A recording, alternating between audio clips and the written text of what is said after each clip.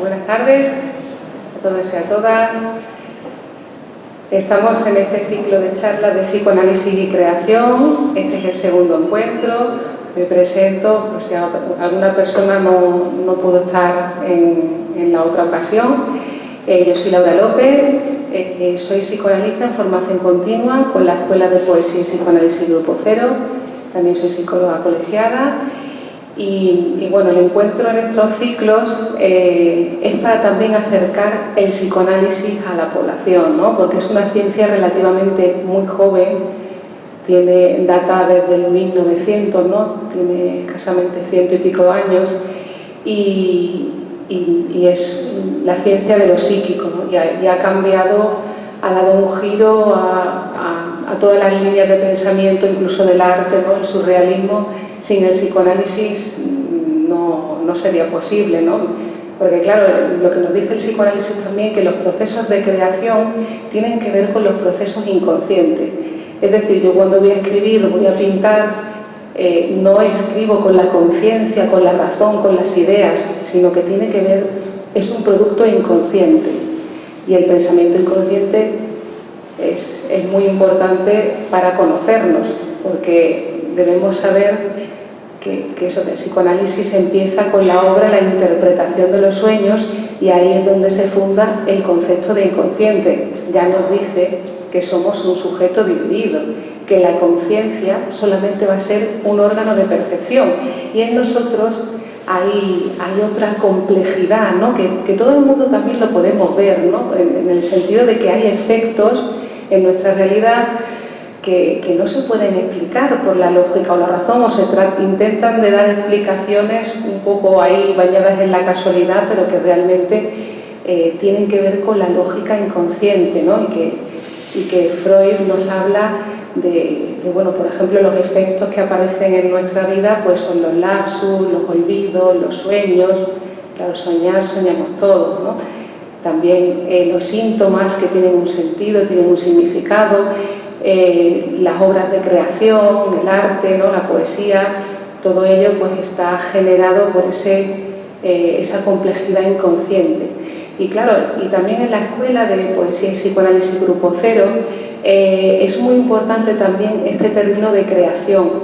Aparte de que es importante para nuestra vida cotidiana, porque la creación, digamos que es un elemento fundamental en nuestra vida, porque nos enseñan un pensamiento lineal, ¿no? Y la creación tiene que ver, te da alas, ¿no? Te permite conversar con el otro, transformarte, ser otro cada vez, incluso transformar la realidad, ¿no? Porque de alguna manera también a través del imaginario universal, que es la poesía, pues Einstein nos decía, ¿no? Que antes de la fórmula matemática ahí debe haber la imaginación debe estar presente, ¿no? Si yo no puedo imaginar, no puedo construir algo diferente a la lógica y no la puedo pensar, no la puedo producir. Incluso antes de la ciencia está ese recorrido de esa función poética para mostrarnos otra realidad, ¿no? Entonces la creación nos va a abrir otros mundos, otras posibilidades, pero también eso en nuestra vida cotidiana, ¿no? Por ejemplo, ¿no? Un ejemplo así un poquito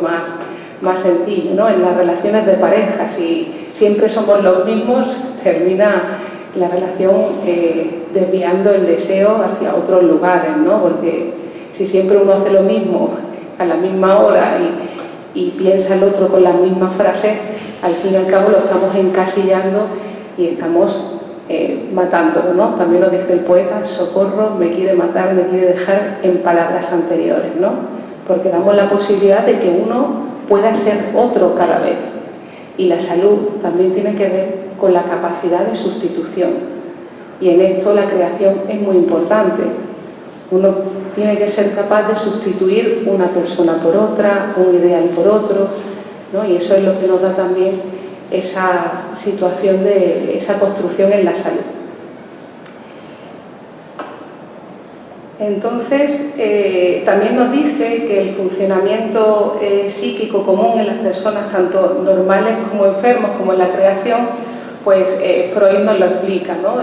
Y es a través, bueno, nos lo explica a través de esta obra también de la interpretación de los sueños. Nos dice que el mecanismo es igual, eso tanto para los sanos como para los enfermos, como para una obra de creación, como para un sueño, están en juego los mismos mecanismos psíquicos. Fijaros que nos acerca a la normalidad, ¿no? En el sentido de que es el mismo mecanismo tanto para generar un delirio, que para generar un sueño, que para generar una obra poética. Y nos dice que son los mecanismos del lenguaje. Es decir, ¿cuáles son los mecanismos del lenguaje? La metáfora, la metonimia, ¿no? La conversación, el desplazamiento, que es los mecanismos que utiliza el sueño, y bueno, la elaboración secundaria, la puesta en escena, ¿no? Que ya es esa elaboración en imágenes. Entonces, lo que nos quiere acercar Freud es ese pensamiento normal que aparece en todas las personas, ¿no? Esas mismas, digamos, capacidades, ¿no? En todas las personas, esos mismos mecanismos psíquicos que aparecen en todos y que tienen que ver con la creación, ¿no? Y claro, también nos dice que, claro, porque vamos a hablar en esta charla de psicoanálisis del arte, vamos a hablar de inconsciente, fantasía y realidad. Y es muy interesante porque nos dice también que el delirio y la fantasía sustituyen a la realidad, ¿no? Que de alguna manera, cuando una realidad no es satisfactoria, ¿qué tendemos a hacer? Tendemos a fantasear, ¿no? Es como una huida de la realidad en la que uno satisface su deseo de manera alucinatoria. Pero eso también pasa en los sueños. Los sueños son realizaciones de deseos. Pero a través del arte también va a aparecer, vamos a ver que va a ser una sustitución también de ese mecanismo de esa fantasía, ¿no? Pero va a hacer una producción social, tanto el artista, bueno, el poeta, el creador, etcétera, ¿no? Entonces, en la vida cotidiana vemos que también negamos la existencia del inconsciente, ¿no? Hemos dicho que es un concepto relativamente cercano en el tiempo, pero vemos que genera nuestra vida, ¿no? Que para nosotros va a ser muy importante conocernos, ¿no? En ese sentido, conocernos, mirarnos al espejo y decir cómo somos. Hay una verdad de nosotros que se nos escapa y que tiene que ver con el concepto de inconsciente, ¿no? Y que se ha demostrado que el funcionamiento inconsciente es la verdad del sujeto, ¿no? Donde nos vamos a encontrar las motivaciones verdaderas de las personas, ¿no?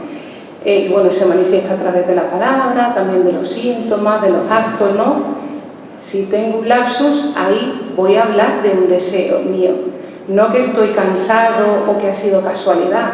Ahí estoy hablando de un deseo que se ha disfrazado, ¿no? Porque de alguna manera los deseos inconscientes reprimidos aparecen disfrazados.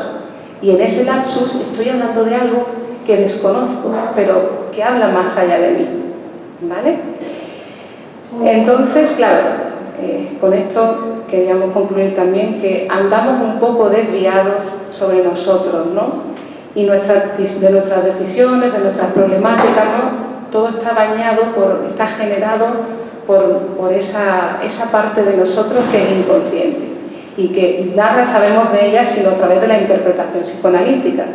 Cuando uno acude al psicoanalista, ahí es un proceso de autoconocimiento y autotransformación, porque digamos que las cosas que me pasan en la vida, las cosas que voy viviendo, ¿no? Y todo está generado por mis deseos, es decir, estoy implicado, soy sujeto, agente de mis deseos, ¿no? Y eso es también la gran novedad que también nos trae Freud, ¿no? Que nos centra y nos dice que somos sujetos agentes de nuestra vida y que participamos en las cosas que nos pasan, aunque a veces lo rechazamos y decimos que no, que es casualidad o lo negamos fuertemente porque no podemos llegar a pensar que algo que rechazamos tanto en nuestra conciencia haya una participación de nuestro deseo. Pero con deseo estamos hablando de los deseos inconscientes. Y dicho esto, que es la introducción así, Freud se pregunta cómo logra el poeta conmovernos y despertar emociones que ni siquiera nos juzgábamos capaces. ¿Y de dónde extrae sus temas? ¿No los habéis preguntado alguna vez? ¿De dónde se extrae el tema de, por ejemplo, un cuadro, un poema? ¿No? Y eso se lo preguntó Freud, ¿no? Y claro, tenemos que tener en cuenta que la creación poética es el núcleo de la vida, ¿no?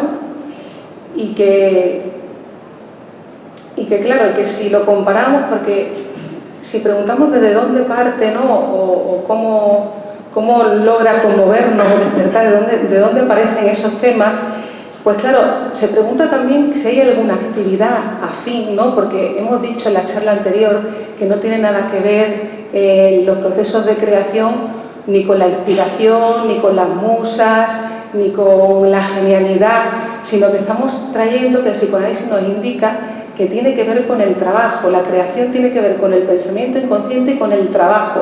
Es decir, para ser poeta, uno se anota a un taller de poesía, lee a grandes autores, porque la poesía no le sale a uno de las tripas, ni una obra de arte, ¿no? No viene de la inspiración, viene del trabajo, de conocer otros autores, de leer poesía, ¿no? Hay personas que no escriben un poema en su vida. Y claro, y estábamos diciendo que es una posibilidad para todos. Cuando muere el último hombre, morirá el último poeta. La creación es algo que todo el mundo puede crear, ¿no? Todo el mundo puede escribir, puede pintar, solamente hay que realizar el trabajo para ello. Entonces esa es la importancia de la novedad también que nos trae, ¿no? Y que tiene que ver con el trabajo que uno realiza y por ejemplo en los talleres de poesía pues uno está con otros compañeros, leemos a grandes autores, etcétera, y ahí pues bueno se va forjando el poeta de cada uno, se va construyendo. Y como bien decíamos en el encuentro anterior, nos extrañamos que un niño no hable a los 12 años, por ejemplo, pero tendríamos que preguntarnos por qué no nos extrañamos si ese niño no escribe, porque la escritura es la base material del pensamiento y también es una posibilidad para todos, y además que es un elemento muy importante para nuestra vida, porque nos va a ser la historia también de los pueblos, ¿no? Porque dice que la historia la escriben los vencedores, pero la poesía es la verdadera historia de los pueblos, ¿no? Y es una manera fuerte de estar en la realidad, la escritura, ¿no? Y es necesario porque si no, no habría civilización. Si alguien no escribe a lo largo de todos los siglos, pues claro, nuestra civilización tendríamos que repetir en cada generación todo el bagaje cultural, todo el bagaje, toda la historia que se han vivido durante siglos, ¿no? Entonces, la escritura va a ser el máximo exponente de la creación. Entonces, Freud se pregunta si hay alguna actividad afín a la creación, o bien a la función poética, a la pintura, etc. Entonces, va a ser muy interesante porque en este encuentro hemos señalado la fantasía, el inconsciente y la realidad. Y ahí nos va a traer una cuestión interesante, porque nos dice que si hay alguna actividad afín a eso, ¿no? Entonces, él nos señala que si ustedes tienen fantasías, ¿no? Yo le preguntaría, ¿vosotros tienen fantasías? Seguramente todos me diréis que sí, que alguna fantasía uno ha tenido alguna vez. Porque digamos que fantasía tiene una persona que está insatisfecha, ¿no? Todos hemos fantaseado alguna vez, ¿no? Entonces, claro, lo que nos trae Freud en esta cuestión es que el niño, por ejemplo, juega, ¿no? Y el adulto fantasea. Entonces nos va a hacer un símil muy interesante, porque las primeras huellas de esa actividad poética es que el niño juega. Ahí va a hacer una comparación con el poeta. Es decir, el niño juega y se conduce como el poeta. Como el poeta también me refiero como función poética, ¿no? También el que pinta un cuadro, etcétera, ¿no? El artista. Se va a dirigir el niño como el poeta. ¿En qué sentido? En el sentido que va a generar un mundo propio. Y claro, y va a situar las cosas de su mundo en un orden que va a ser más grato para él, ¿no? ¿Y a qué juega el niño? El niño juega a ser mayor. Es como que proyecta un deseo. Si veis a los niños jugando, juega a ser médico, que si juega con el avión, ¿no? Está proyectándose para cuando sea mayor, ¿no? Está, digamos, elaborando otro mundo apoyándose en la realidad, ¿no? Y claro, el niño toma muy en serio su juego, ¿no? Y dedica grandes afectos, ¿no? Lo vemos muy concentrado en su labor de jugar, ¿no? Y no tiene pudor, él goza de la situación como el poeta, ¿no? Combina cualquier palabra, ¿no? No tiene vergüenza, ¿no? Él lo hace, ¿no? Y claro, pero el niño distingue muy bien la realidad del mundo y distingue muy bien esa realidad de la fantasía, ¿no? La distingue muy bien. Y también es interesante porque, por ejemplo, si vemos a un niño jugar con un caballito, ¿no? El niño sabe, tú le dices, dale de comer, y te dice, no, es un palo de escoba, ¿no? Coge una escoba y lo utiliza de caballo, y le dice, pues dale de comer, y le dice, no, si es un palo de escoba, no le puedo dar de comer, ¿no? Y lo que nos parece interesante en ese sentido es que, por ejemplo, en la neurosis, que utiliza la fantasía para escapar de la realidad, tú le dices, es como un ejemplo un poco más grotesco, ¿no? Tú le dices, dale de comer al caballito y le da de comer, ¿no? Es como que confunde la realidad con la fantasía, ¿no? Ahí está la diferencia con la neurosis. Y también es interesante porque cuando hemos dicho que el niño juega, también es importante que para el proceso de creación, aunque nos pueda llegar a chocar, ¿no? Es necesario mentir. Es decir, que el niño entra en el proceso simbólico, en poder elaborar a través de la palabra, con la mentira. Si dice el gato hace guau, ahí digamos que ahí no está tan unida la palabra con la cosa y puede generar ese pensamiento simbólico. Empezamos a crear cuando aprendemos a mentir.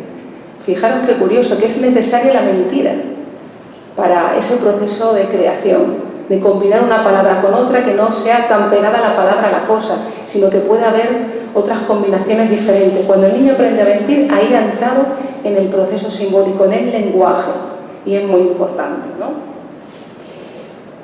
Aquí nos dice que el neurótico está permanentemente quitando espacio a la realidad para poner en ella sus fantasías.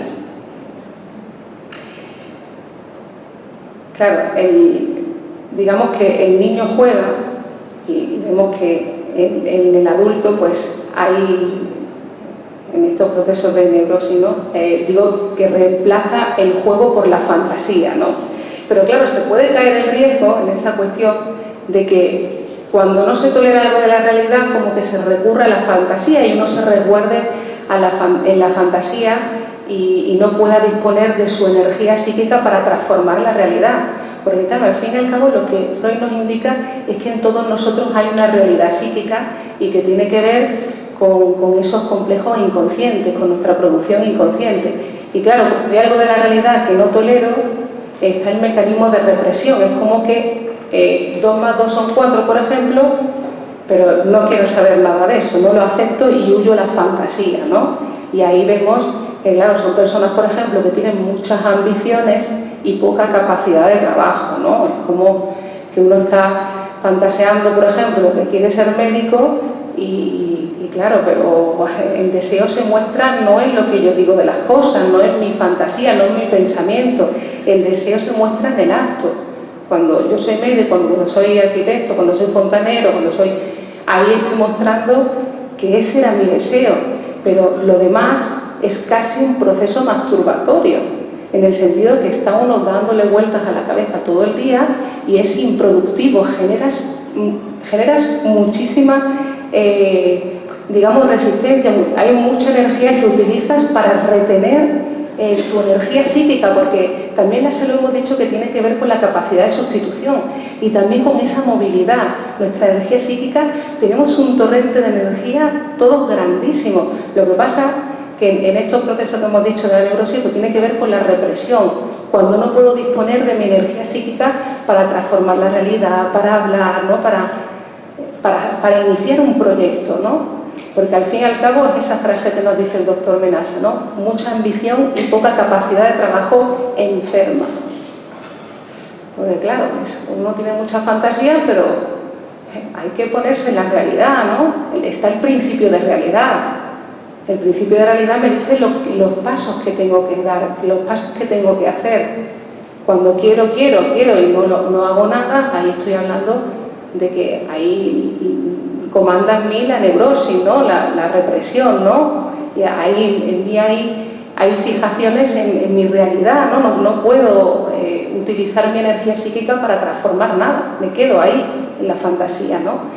Y claro, y esto también tiene que ver con las inhibiciones que hay tanto en el trabajo, en el amor, también en los procesos de creación, ¿no? Que también el psicoanálisis nos ayuda a desligar esas inhibiciones porque tienen que ver con cuestiones reprimidas, que tienen que ver con lo erótico, con la sexualidad infantil reprimida, ¿no? Que te habla de todos esos procesos en los que aparece eso, el egoísmo, el erotismo hacia figuras que uno rechaza, ¿no? O hay fijaciones a complejos infantiles en uno que se quedan, que no permiten que esa energía pues, pueda disponerse para la realidad, ¿no? Entonces, claro, el que fantasea no necesita apoyarse en la realidad como el niño que juega. El niño que juega coge una escoba y la utiliza de caballo, pero el que fantasea se aísla. Es como creas un mundo aparte. Es como si tú estás fantaseando el encuentro que vas a tener con tu pareja y cuando llegas, como ya has pensado el beso, ya has pensado todo lo que va a pasar, llegas, se lo plantas y dices, ¿qué haces? ¿No? Es como que uno ya tiene toda la realidad en su cabeza y quiere que la realidad sea tal y como piensa, ¿no? Son fantasías que uno dispone y que luego va con ese deseo a la realidad y no tiene en cuenta el principio de realidad, ¿no? Entonces, en ese sentido es importante porque el que fantasea es un ser aislado, no dispone de energía, no hace ningún producto en la realidad, ¿no? Pero en cambio vamos a ver cómo el artista y el creador sí hace un producto social de eso, ¿no?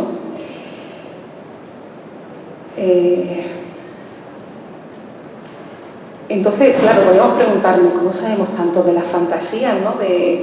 de las personas, porque la fantasía es algo que uno oculta, ¿no? Uno cree que solo le pasa a esa persona, ¿no? Que solo le pasa a uno. Y claro, las fantasías generan mucho rechazo. Si uno dice las fantasías en voz alta, no lo probéis, ¿no? Pero si os ponéis a decir todo lo que se os ocurre en voz alta a alguna persona, estropeáis la relación, ¿no? Por eso también es importante el diván de un psicoanalista, porque uno ahí puede hablar todo lo que se le ocurre y eso le va a permitir combinaciones diferentes y con la interpretación va a poder ampliar esas cadenas que tiene asociativas, ¿no? Interpreta y ya puede ser otra cosa. Incluso decir las fantasías en voz alta a una persona le mejora y le calma, ¿no? Porque de alguna manera, pues bueno, tiene que ver con las cuestiones que le pasan, ¿no? Entonces, se pregunta, ¿no? ¿Cómo puede ser que sepamos tanto de las fantasías, ¿no? Pues bueno, claro, en consulta, ¿no?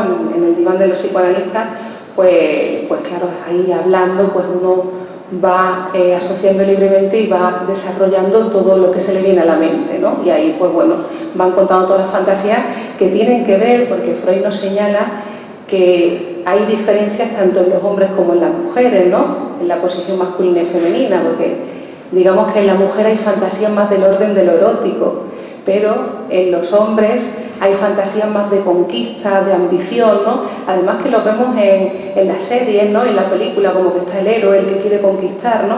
Pero tenemos que tener en cuenta que siempre tiene una dama para ofrecerle esas conquistas, ¿no? Entonces, en el fondo, son todas fantasías eróticas, ¿no? Porque, claro, el tipo quiere el coche, pero con la mujer al lado, ¿no? O va a conquistar tal tierra, pero siempre tiene una dama a quien ofrecerla, ¿no? Y ahí vemos que en ese juego de las fantasías tiene que ver con todo, con la base erótica, ¿no? Y claro, también es interesante porque las fantasías también reciben el sello del momento, pero tienen que ver también con cuestiones infantiles. Y para eso os voy a poner un ejemplo, ¿no? Imaginaros que viene alguien y pide trabajo. Le digo, mira, pues yo te voy a recomendar a no sé quién. Ve a la empresa tal, que te va a recibir esta persona que está encargada de la selección del personal y hacia allí y te he recomendado, total, que va por el camino y va fantaseando, ¿no? Antes de llegar al trabajo empieza a imaginar como que ya cuando llegue le va a caer muy bien a esa persona, le van a contratar, cuando le contraten esa persona va a tener una hija, se va a casar con ella, va a ser luego por socio, ¿no? Y monta una película en su cabeza que, claro, llega un momento que, claro, eso tiene que ver, tiene unas profundas raíces infantiles que tienen que ver con la situación familiar, ¿no? Digamos, la situación primera familiar de que este era un pobre huérfano que quería que los padres pues, estuvieran con él y ser el hijo preferido, ¿no? Y digamos que es como si uno en su realidad dirigiera o montara una realidad parecida a la realidad psíquica que tiene, ¿no? Es como si va eligiendo escenarios para poner en juego todas esas cuestiones que le pasan a la persona, ¿no? Y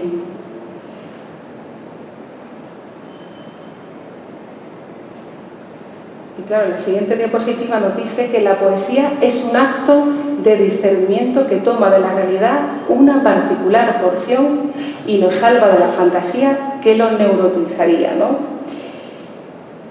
Claro, lo que le salva al poeta, ¿no? Porque hemos dicho que el niño juega, el adulto fantasea, ¿no? Y ahí, cuando os he dicho que el ser humano, la persona sana, debe de tener una capacidad de sustitución, digamos que la sustitución del juego del niño luego es la fantasía.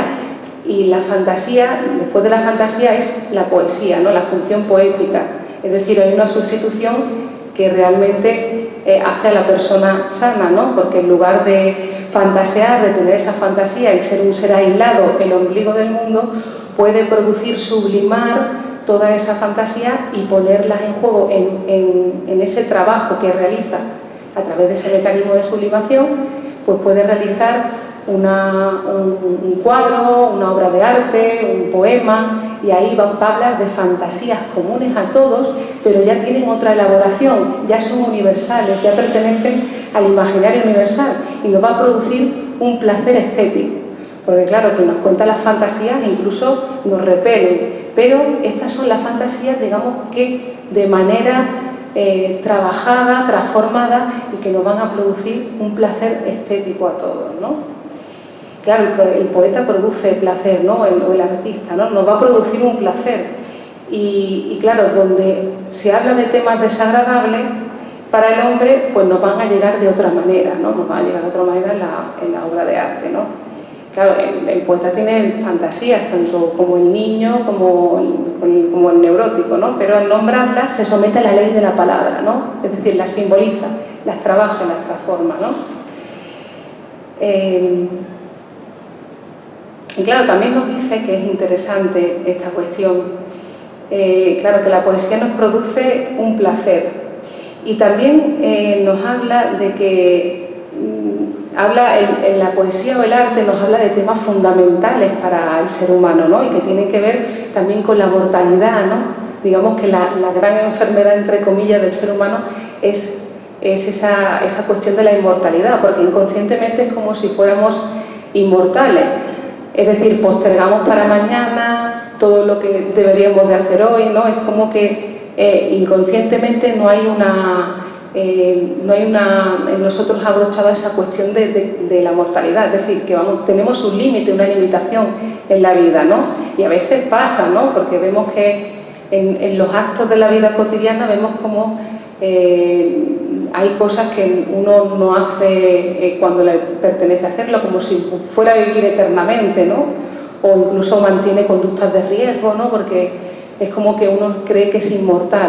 Y claro, la creación también nos pone en cuestión todo eso, ¿no? Que uno va a ser inmortal, pero en la obra, ¿no? En la obra de arte, pero el sujeto es mortal y por eso debe ponerse a trabajar para dejar un bagaje también en la historia, ¿no? Para que otras personas que vengan, pues también paguen esa deuda simbólica, porque cuando venimos en este mundo ya hay universidades, hospitales, etcétera, que dan cuenta de dónde venimos, ¿no? Estamos en un lugar donde necesitamos de otras personas y claro, el creador también es una persona que también tiene esa generosidad con los otros, ¿no? Que le pierde un poco el asco a los demás y universaliza lo que son fantasías típicas, universaliza esas fantasías y las trabaja para producir un placer estético, igual que el trabajo, ¿no? El trabajo también nos ayuda a transformar la realidad, a estar con otras personas, ¿no? A sujetarnos también fuertemente la realidad con otras personas para poder producir algo más allá que nosotros mismos. Porque, claro, el recorrido que tenemos en nuestro aprendizaje desde niños mayores, ¿no? También es ese recorrido de la historia de la humanidad, desde la época primitiva hasta la civilización, que bueno, que también habla, por ejemplo, la obra de arte también nos habla de todo ese bagaje cultural que es necesario para el ser humano, ¿no? Claro, dice que el poeta, después de los primeros versos, ya es otro, ¿no? Ya son otras personas, ¿no? Y que en realidad no renunciamos a nada, ¿no? Sino que no hacemos más que cambiar unas cosas por otras y así lo que parece una renuncia es una sustitución, ¿no? Como lo que decimos, ¿no? El niño juega, el adulto fantasea y el poeta, pues a través de la obra de creación, pues pone en juego esas fantasías de manera, digamos, estética, ¿no? Produce un trabajo, hace una producción social.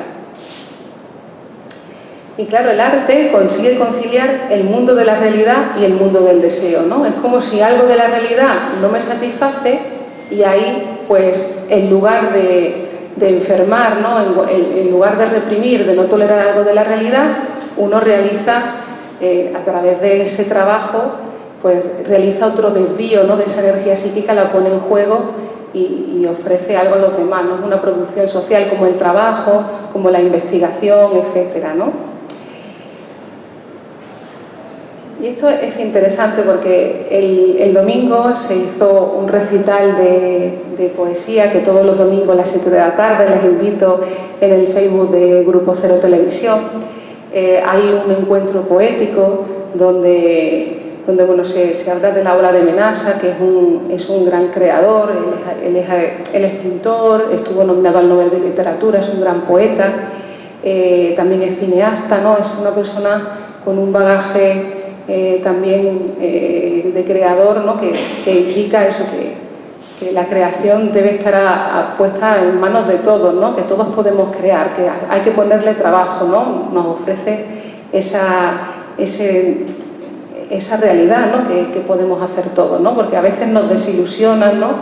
Nos dicen como que nos transmiten desde los estados como que es algo que pertenece a una especie superior o que es una cosa de inspiración y claro, también para producir esa desilusión, porque un pueblo que crea, que pinta, que escribe, también transforma la realidad. Además, si vemos, las grandes revoluciones están comandadas por poetas, ¿no? Siempre hay un poeta que ha dirigido esa revolución, ¿no? Y que también transforma la realidad. Cuando hay algo insatisfecho en una sociedad, además vemos que también el nivel de civilización depende de la cultura. ¿Y por qué? Nos preguntamos, ¿por qué es tan importante la cultura en los pueblos?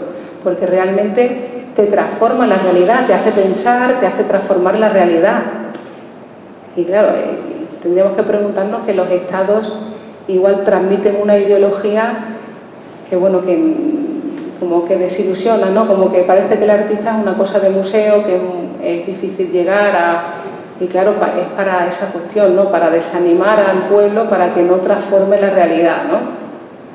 Entonces, en esta diapositiva me pareció interesante porque fue un aforismo que tomé de ese encuentro, de ese recital de poesía, que dice: soy un artista, un hombre con sentimientos flojos, intercambiables, inteligencia mutable, afán de lo distinto, y ella, la que me acompaña, es el arte, que al saberse superior es indiferente a todo.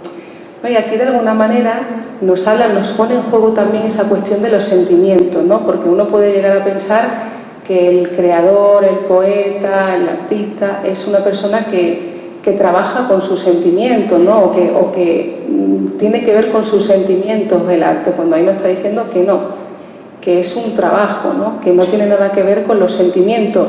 No se escribe un poema con los sentimientos, ¿no? Es un trabajo de escritura, de leer otros autores y de dejarse llevar, ¿no? En ese trabajo que se realiza continuo, ¿no? Y también en la obra de arte, ¿no?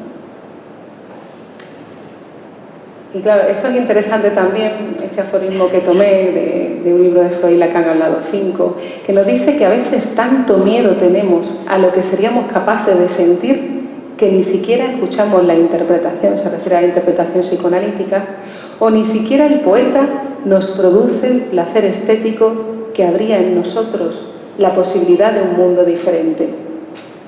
Mira, ahí ha habido un lapsus, ¿ves? Os lo señalo, que tendría que poner abriría, ¿no? De abrir, y he puesto abrir, de haber. ¿Ves? Ahí el inconsciente os lo he mostrado en acto, ¿no?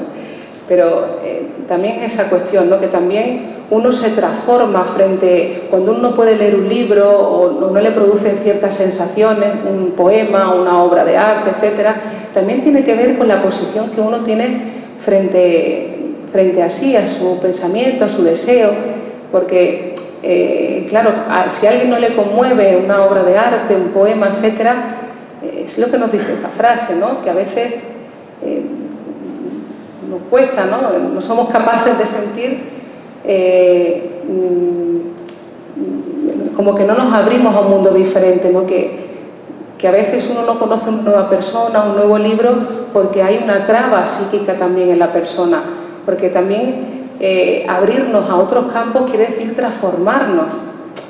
Y claro, transformarnos es ser otro cada vez, ¿no? Entonces a veces uno no puede leer un libro no porque le resulte aburrido, sino porque a lo mejor le dice una frase algo que va a transformar su querida personalidad. Y claro, también uno tiene que renunciar a su personalidad también para crear. Porque aunque el psicoanálisis nos muestra que la personalidad no existe, ¿no? Pero uno va a veces abanderado de que yo soy así. Y uno se tendría que cuestionar desde qué pensamientos está, qué ideología tiene en sí, ¿no? Qué ideología dirige su vida, ¿no? Qué forma de pensar dirige su vida y que a veces impide encontrarse con un nuevo campo de creación o de acercamiento, ¿no? Y bueno, también os traigo en esta diapositiva, está ahí en Shakespeare de Tu vida, tu vida. La contemplación apreciativa de una representación dramática cumple en el adulto la misma función que el juego desempeña en el niño: satisfacer su perpetua esperanza de poder hacer cuanto los adultos hacen. Claro, en la diapositiva de antes, por ejemplo,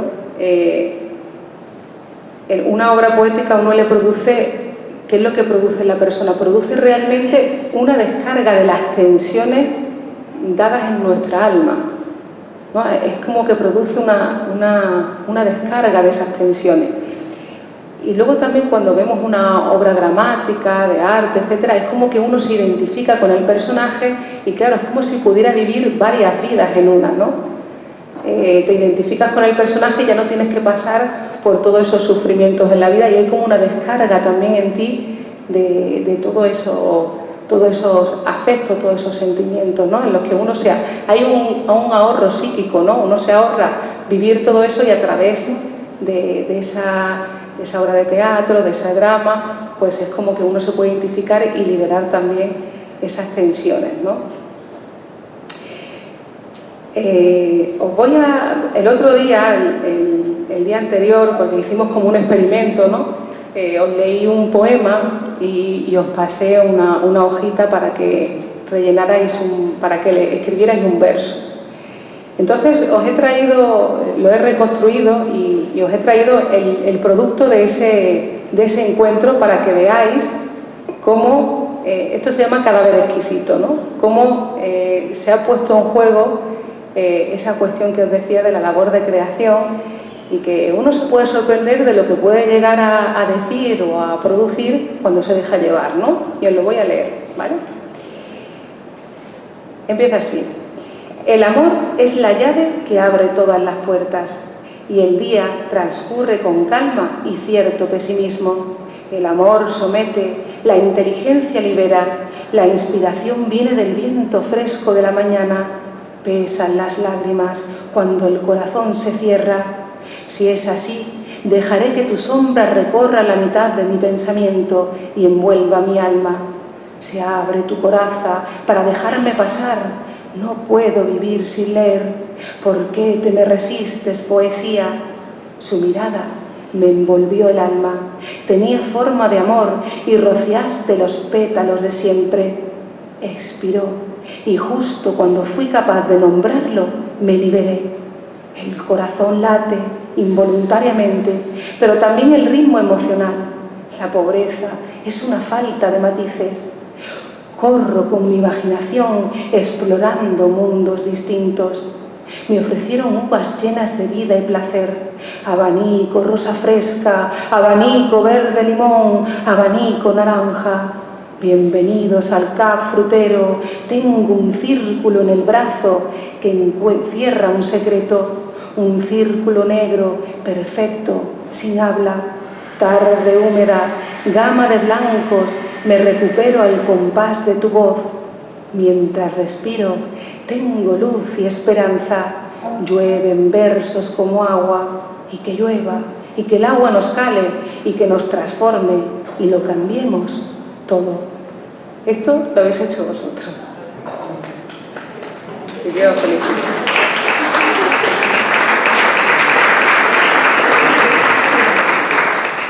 ¿No? La cuestión es importante, ¿no? Porque el psicoanálisis nos transmite que la función creadora es una posibilidad para todos, que lo único que hay que hacer es trabajarlo, ¿no? Y también indicaros que está a vuestra disposición. Estamos haciendo un taller en Málaga de poesía, si queréis anotaros, nos encontramos todos los lunes para también trabajar vuestro poeta. Y bueno, yo os invitaría a que preguntéis o que charlemos, que me contéis a ver qué os parece o qué impresión tenéis, alguna pregunta.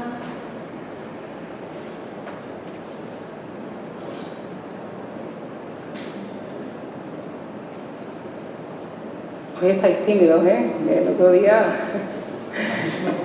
Sí. El surrealismo, esto de la generación espontánea del pensamiento. Ajá. Sí. Sí. Sí, no sé si quieres preguntar algo acerca de eso. Eso es posible gracias al psicoanálisis, porque el surrealismo, claro, está muy relacionado con el pensamiento inconsciente. Y claro, ya escribió una carta, le escribió Schiller a Körner, porque Körner le decía que estaba bloqueado para la escritura, ¿no? Y Schiller le dijo que tal vez tenía la razón en la puerta de entrada de la creación, ¿no? Es decir, que hay veces que hay trabas por cuestión de la moral, ¿no? Por cuestión de que uno quiere razonar las cosas y ahí se impide esa labor creativa, y el surrealismo tiene que ver con esa cuestión de dejarse llevar, ¿no? Dejar que el pensamiento fluya sin poner ninguna traba. Porque claro, si uno va con la moral, ni incluso en un encuentro de una relación de pareja, ¿no? Uno tiene que dejar la moral a un lado, ¿no? Y estar en ese encuentro, ¿no? Para producir, uno no puede cuestionarse, no puede preguntarse por qué ha escrito eso. Uno es la función, es la mano, ¿no? Esa es la cuestión. Que un poeta no puede tener personalidad, o un artista, ¿no? Digamos que es una función. Deja su personalidad a un lado y se deja llevar por esa función de la escritura, esa función artística. Es una mano puesta al servicio de la creación, ¿no? Pero por eso es importante también, ¿no? Esa cuestión del psicoanálisis y el surrealismo, porque sin el psicoanálisis no hubiera sido posible esa creación del surrealismo, ¿no? Porque te habla de ese pensamiento automático, dejarse llevar, ¿no? Y dejar a un lado la razón, y no se escribe con el conocimiento, con las ideas que uno tiene en la cabeza, si no te impides, porque uno se tiene que sorprender cuando pinta algo, cuando escribe algo, no lo tiene en la cabeza, uno se deja llevar y ahí se sorprende de lo que ha producido, ¿no? Si uno va pensando en lo que va a escribir, es como que te coartas, no te dejas llevar, te pisas, ¿no? Ese lado, esa función, ¿no? La estás coartando. Sí.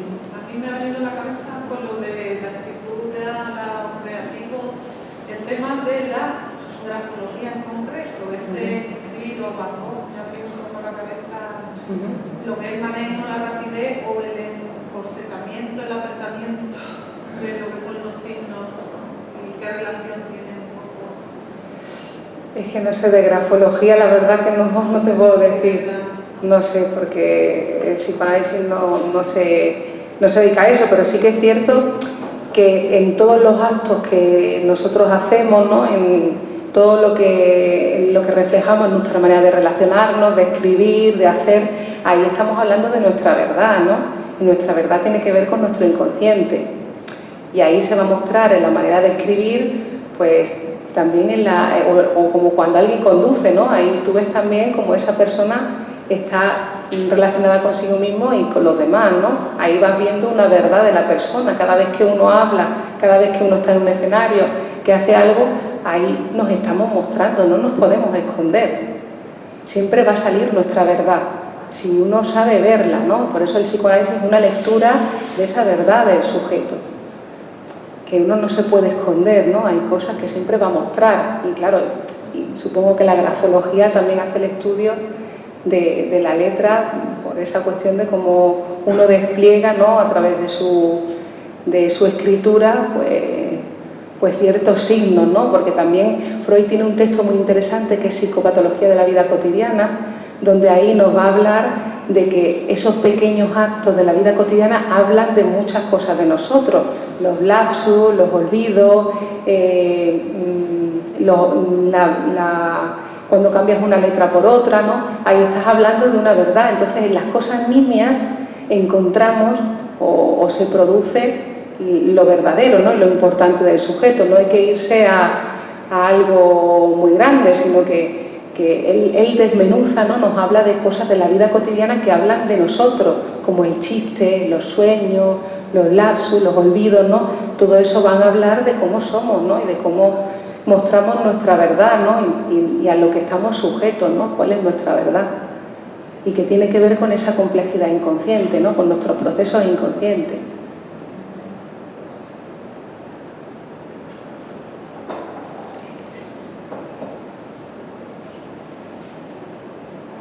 ¿Alguna cosa más? ¿Queréis preguntar? ¿Queréis decir?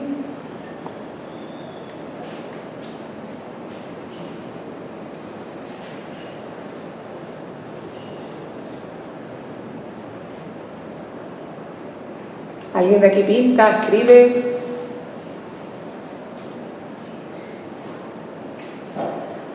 Nadie se ha aventurado a escribir, a pintar, pero mira qué poema habéis hecho, ¿eh? Está muy bien, ¿eh? No, habría que preguntarse por qué, si uno fantasea, ¿por qué no desarrolla también la escritura o la pintura o cualquier parte de la creación, ¿no? Yo escribí, pero hace mucho. ¿Sí? Fueron relatos cortos. Ajá. Como tenía ganas de ponerme algo más largo, más. Tú también es un taller de escritura. Pero tengo un problema que me gusta un poco leer descripciones, mucha descripción, y también hacer la prueba. Entonces, claro, para escribir algo, tiene que entrar a la descripción. Uno se tiene que jugar, ¿no? En lo que hace. Claro, que la vida no la puede dirigir nuestros gustos, ¿no? Que si uno dice me gusta esto, me gusta lo otro, claro, nuestra vida se empobrece, ¿no? Porque también hay que hacer cosas que a uno le incomoden y que le muevan de ese lugar de a veces que tiene de comodidad en algunas cosas o... Hay que escribir a veces mucho. ¿Qué? Que hay que escribir a veces mucho, hay que escribir mucho.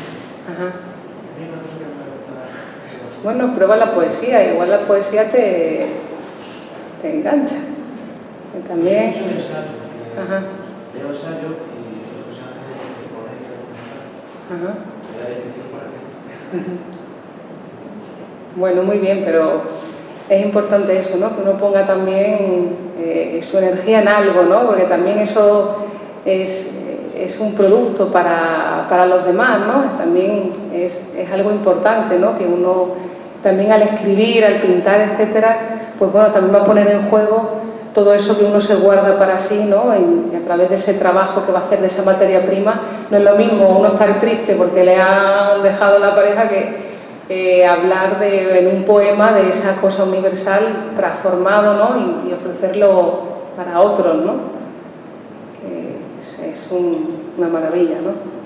Además que es como volar sin alas, ¿no? Es como dejarte llevar en algo que te va a sorprender, ¿no? Que ya no es lo que está estipulado, lo que está comedido, ¿no? Sino que es dejarte llevar por algo que te va a sorprender, ¿no? Es un goce para el ser humano que lo tenemos a disposición todo. y que si nos permitimos, ¿no?, dejarnos llevar por eso, trabajarnos, nuestro poeta, nuestro artista, es un goce para la persona y que también es algo necesario, ¿no?, la creación en la persona, en el ser humano. Nos va a ofrecer un goce a nosotros y digamos que es en lugar de reprimir, uno sublima, ¿no?, que pone esa energía psíquica a disposición de algo, tiene una trayectoria, tiene un camino, ¿no?, tiene una dirección, ese deseo. No se queda uno en la fantasía imaginando, ¿no? Si algo no te gusta de la realidad, algo, digamos, no tolera de la realidad, pues el poeta escribe, lo transforma, el artista, ¿no? Vemos que ahí vemos incluso la historia, ¿no?, de los pueblos, ¿no?, de ese espacio donde en esa generación pues se ha vivido, ¿no?, te transmite toda esa historia, ¿no?, en el cuadro, en el poema, etc. Y es muy importante para la humanidad, ¿no? Sin la obra de creación no habría civilización, ¿no? Y vemos a los que pintaban en las cuevas, ¿no?, cómo te transmitían ahí, pues los primitivos, ¿no?, como demostraban a través de la pintura, pues también su historia, ¿no?, y cómo hacían, ¿no? Es un lenguaje, ¿no?, que nos transmite, que nos dice también, nos denuncia una realidad y también nos da una visión para el futuro, ¿no? Porque también tenemos que tener en cuenta que las vidas que vivimos están ya escritas. Y esto es muy interesante, ¿no? Porque todas las relaciones que tenemos con los demás, las vidas que vivimos, ya de alguna manera, aunque no hayamos leído esos libros, pertenecen a la ideología que nos transmiten, ¿no?, a la manera de vivir que han escrito otros, ¿no? Por ejemplo, está el arte de amar de Ovidio, ¿no?, o el banquete de Platón, que te transmiten esas ideas del amor, de la media naranja, etcétera. Eso existe porque está escrito y vivimos sin darnos cuenta, creyendo que nuestro pensamiento es auténtico y que vivimos conforme a nuestras propias ideas y hemos mamado todas esas cosas que aparecen en los libros. Por eso también es importante escribir, porque una escritura va a cambiar otra escritura. Es la única manera de transformarlo, ¿no? Y como hemos dicho que vivimos según lo que pensamos, según lo que está escrito, pues claro, hay muchas teorías que tenemos como hechas como nuestras y que pertenecen a una escritura y que luego se escriben y son otras cosas, ¿no?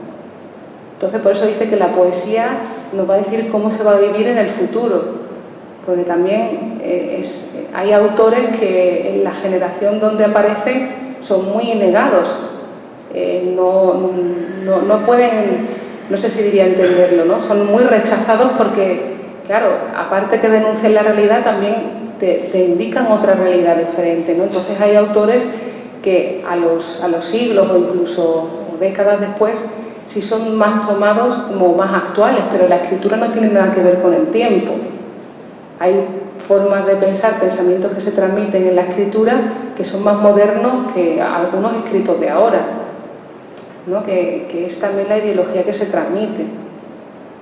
Y que el poema es creación, te va a abrir otro mundo nuevo, otra realidad diferente. Entonces te va a producir otro mundo, otra realidad. Por eso a los poetas se le han perseguido durante las dictaduras, durante la revolución, porque claro, te van a denunciar una realidad y te van a generar otra realidad diferente. Entonces, claro, no conviene que haya creadores que vayan a transformar la realidad social, porque nos transmiten una forma de pensar única en la que todos pensemos igual y que no nos movamos un poco de nuestra casilla.